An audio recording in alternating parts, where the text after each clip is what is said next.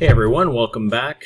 Another video here I'm going to do on Canva, and this is how to create a logo in Canva. Simple ways to create a logo and how to make a logo transparent in Canva. Okay, so it's pretty straightforward. So again, as always, I recommend the Canva Pro version. Okay, I have a link in my description. If you decide to check out Canva Pro, I believe it's only $12 a month. It's worth it. It's so much better. You have so many more features and things that you can do in the Pro version. So many more elements, so many more saving features, resizing options, and things like that. So it's worth it. Even if you just try it out for a month or two, see how you use it. My link is in the description. If you would click through there, I would appreciate that. That'll help me to continue to put out these videos. Another thing you could do is just give this video a like if it's useful for you, and even subscribe to my channel. I'm going to be sharing a lot of software videos on different softwares, different AI tools, WordPress, different things like that related to building your websites, optimizing your websites, or building your online business in order to make money online. Okay, so when you want to make a logo in Canva, I mean, it's pretty straightforward. They have so many templates on logos that you can already repurpose. So you can take the designs, change it to suit your needs. But this is going to be a quick, simple video. So what you would do is you would open up your Canva, come in, create a design. Right there you can see that there's already an option for logos. Click that. And it's going to give you a 500 by 500 box. We got the zoom down here if you want to zoom it closer to the 100% ratio. And basically from there, you're going to go over to design, and it's going to open up different logo samples here. You can click on logos. You can take a look at different ones here that you might be interested in. And they have hundreds of logos, different ones. So just for example, let's pick something like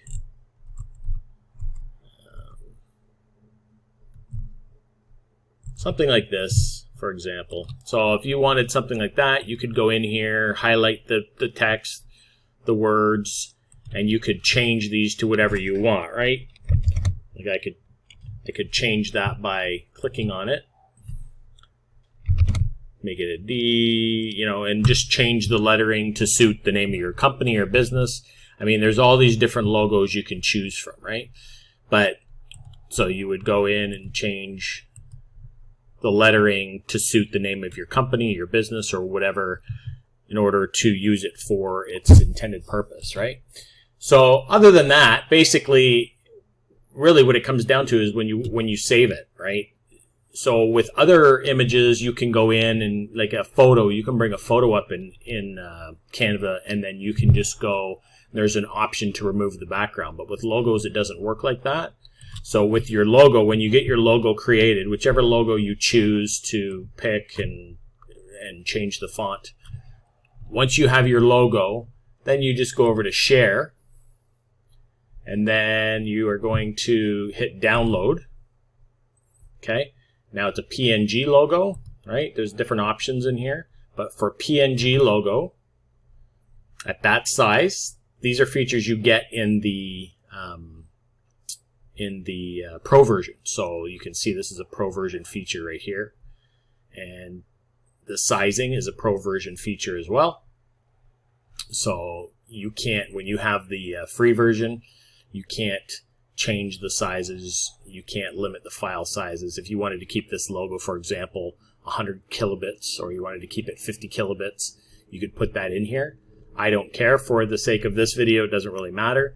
But here's the option for logos. So you would go transparent background, and then you would just simply hit download, and you would open it up, give it a second, and there it is. Now it doesn't look very good because it's It's put it on a black background for some reason in here. But that's how you would do it, and it would make the background transparent. So if I was to take that logo and I was to place that inside of a website or whatever, then that background would be transparent.